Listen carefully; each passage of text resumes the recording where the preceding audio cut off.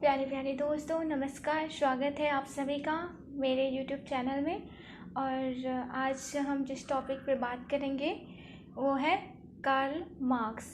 आप लोगों ने इनका नाम ज़रूर सुना होगा और इनके बारे में हम लोग डिटेल से इस ऑडियो लेक्चर में चर्चा करेंगे। चलिए उससे पहले एक कोट्स हो जाए। शिक्षा और मेहनत एक ऐसी सुनहरी चाबी होती है। शिक्षा और मेहनत एक ऐसी सुनहरी चाबी होती है जो बंद भाग्य के दरवाजे बहुत आसानी से खोल देती है। इसलिए हम सभी को शिक्षा ग्रहण करना चाहिए। यह टॉपिक महान क्रांतिकारी चिंतक एवं विचारक कार्ल मार्क्स के जीवन एवं कार्यों का लेखा जोखा प्रस्तुत करता है। साम्यवाद के जनक कार्ल मार्क्स जीवन भर समाज में व्याप्त शोषण को मिटाने के लिए संघर्ष करते रहे। उनका अपना जीवन नितांत गरीबी और कठिनाइयों में बीता। इसके बावजूद उन्होंने समाज के सर्वहारा वर्ग का नेतृत्व कर क्रांति करने की प्रेरणा दी। उनका दर्शन हमें एक नई दिशा में सोचने को विवश करता है। मार्क्सवादी दर्शन पर चर्चा होनी आवश्यक है। भारतीय संस्कृति में सबके सुखी रहने की कामना करते हुए कहा गया है, सर्वे भवन्तु सुखिनः सर्वे सन्तु निरामया, अर्थात सभी लोग सुखी हो, सभी निरोगी हो। पश्चिम के विचारक भी ऐसे समाज की कल्पना करते आ रहे हैं जिसमें सब लोग सुखी हो, सबको सुख चाहिए। सभी चाहते हैं खाने पीने की सुविधा हो, पहनने को अच्छे वस्त्र मिले, रहने के लिए मकान हो, बीमार पड़ने पर चिकित्सा सुविधा उपलब्ध हो, शिक्षा एवं मनोरंजन के साधन प्राप्त हो तथा जीवन की अन्य सभी सुविधाएं मिले। यह एक आदर्शवादी स्थिति है, पर वास्तविकता कुछ और ही है। विश्व के अधिकतर देशों में लोग सुखी नहीं है। जहां एक ओर कुछ लोगों के पास सुख सुविधाओं की भरमार है, वहीं अनेक लोग भरपेट भोजन तक नहीं कर पाते। समाज में बड़ी विषमताएं हैं। सबको समान अवसर नहीं मिलते, सबको समान सुविधाएं नहीं मिलती। यह गलत बात है। सबको जीने की बुनियादी सुविधाएं मिलनी ही चाहिए, लेकिन यह कैसे संभव हो? यूरोप के एक चिंतक ने उत्तर दिया, यह तभी संभव है जब धन पर व्यक्ति का नहीं, समाज का अधिकार हो। खेतों और कल कारखानों के मालिक अलग अलग लोग ना होकर समाज हो। समाज राज्य की सारी संपत्ति का मालिक बने और वही समाज के लोगों की आवश्यकताओं को पूरा करे। अलग अलग लोगों के पास धन होने से ही तो समाज में विषमताएं हैं। किसी के पास कम धन है, किसी के पास ज़्यादा और किसी के पास कुछ भी नहीं। जब संपत्ति का स्वामी समाज होगा तब सभी विषमताएं मिट जाएंगी। दुनिया को इन क्रांतिकारी विचारों को देने वाला महान व्यक्ति था कार्ल मार्क्स। संसार के इस महान विचारक का जन्म 5 मई 1818 को प्रशिया के राइन प्रांत के त्रेव नगर जर्मनी में हुआ था। उनके पिता एक यहूदी वकील थे। उन्होंने 1824 में ईसाई धर्म स्वीकार कर लिया था। एक पाठशाला में प्रारंभिक शिक्षा पाने के बाद मार्क्स अपने बॉन फिर बर्लिन विश्वविद्यालय में भर्ती हुए। वहाँ उन्होंने कानून के साथ साथ इतिहास और दर्शन का अध्ययन किया। 1841 में विश्वविद्यालय की शिक्षा समाप्त करने के बाद डॉक्टर की उपाधि के लिए एपिक्यूरस के दर्शन पर अपना निबंध प्रस्तुत किया। 1842 में मार्क्स एक क्रांतिकारी समाचार पत्र के संपादक हो गए। सरकार ने उस पत्र पर नियंत्रण रखना चाहा, पर यह संभव न था। फलतः उस पत्र को बंद करना पड़ा। 1843 में मार्क्स ने अपनी बचपन की मित्र जेनी फान वेस्टफालेन से विवाह कर लिया। 1844 में मार्क्स की भेंट पेरिस में एक युवक से हुई जिसका नाम फ्रेडरिक एंगल्स था। मार्क्स के साथ उसकी भेंट ने उसकी दिशा बदल दी।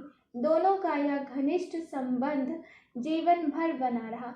दोनों ने मिलकर साम्यवादी विचारधारा की रूपरेखा निश्चित की और उसका प्रचार किया। 1847 में मार्क्स और एंगल्स एक गुप्त प्रचार सभा कम्युनिस्ट लीग में शामिल हो गए। उन्होंने कम्युनिस्ट पार्टी का घोषणा पत्र तैयार किया जो 1848 में प्रकाशित हुआ। यह घोषणा पत्र साम्यवादी देशों में बहुत लोकप्रिय हुआ। इसमें संसार की एक नई कल्पना उपस्थित की गई। इसमें भौतिकवादी दर्शन का वह रूप दिखाई पड़ता है जिसका प्रसार सामाजिक जीवन में हुआ है। इसमें वर्ग संघर्ष के सिद्धांत और एक नए समाज के निर्माण में सर्वहारा वर्ग के योगदान का प्रतिपादन किया। इस नई सामाजिक व्यवस्था में उद्योगों के संचालन और उत्पादन की सभी शाखाओं को समाज की ओर से चलाया जाएगा, जिसमें सभी सदस्यों की सहभागिता होगी। इस प्रकार यह प्रतिस्पर्धा को समाप्त कर देगी। निजी स्वामित्व का उन्मूलन करना होगा।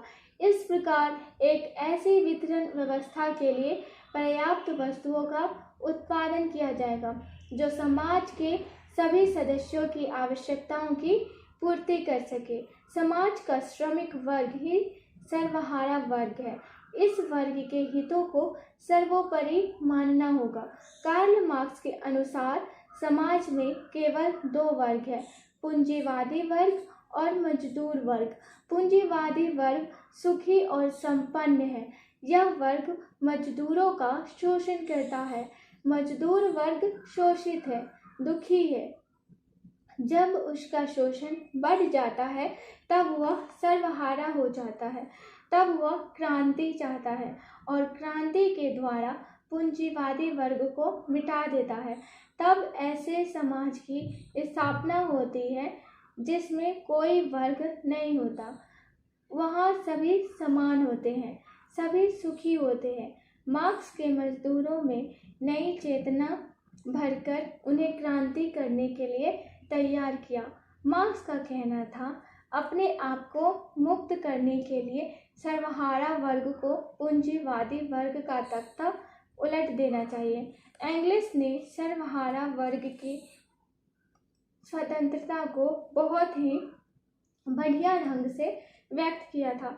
सर्वहारा वर्ग राज्य का इस्तेमाल स्वतंत्रता के लिए नहीं बल्कि अपने दुश्मनों को दबाए रखने के लिए करता है, और ज्यों ही स्वतंत्रता की बात करना संभव हो जाता है त्यों ही राज्य जैसी किसी चीज़ का अस्तित्व नहीं रहता। मार्क्स द्वारा किया गया परिश्रम बहुत अंशों तक सफल रहा। रूस आदि अनेक देशों में वर्गहीन समाज बना। मार्क्स ने क्रांति पर जोर दिया। उन्होंने आदर्श समाज की स्थापना के लिए हिंसा और रक्तपात को बुरा नहीं किया था, लेकिन कुछ लोगों को यह बात स्वीकार नहीं थी। वे साधना की पवित्रता पर जोर देते थे। कार्ल मार्क्स का कहना था, मनुष्य की बुद्धि धन द्वारा संचालित होती है। वे व्यक्तिगत संपत्ति को समाज पर दिन दहाड़े डाका मारना कहते थे। वे धर्म को भी अफीम के नशे की तरह मानते थे। मार्क्स के क्रांतिकारी विचारों के कारण उन पर मुकदमा चलाया गया और देश निकाला दे दिया गया। वे इंग्लैंड चले गए। गरीबी, दुख और बीमारी ने उनका पीछा नहीं छोड़ा। लंदन में उन्हें कठिनाई भरी जिंदगी बितानी पड़ी। यही संघर्षों के मध्य उन्होंने अपना प्रसिद्ध ग्रंथ दास कैपिटल लिखा। यह अर्थशास्त्र का महान ग्रंथ है। उस समय मार्क्स ने कहा था, संसार में मेरे जैसा अभागा बिरला ही होगा जिसने अर्थ यानी कि धन के बारे में इतना लिखा हो और खुद इतना अर्थहीन रह गया हो। सचमुच पूंजी का लेखक पूंजी विहीन था। निर्धनता के बीच इतने परिश्रम से काम करना साधारण बात नहीं थी। मार्क्स का स्वास्थ्य खराब होता चला गया। अंततः 14 मार्च 1883 को उन्होंने संसार से विदा ले लिया। कार्ल मार्क्स तो विदा हो गए, पर उनका दर्शन अभी तक जीवित है। उन्होंने युग युग से शोषित पीड़ित लोगों के शोषण से मुक्ति के लिए नई चेतना जगाई थी। निश्चय ही वह एक महान व्यक्ति थे, जिस कारण हम उनको अभी तक याद रखते हैं। तो आज के लिए बस इतना ही। नमस्कार।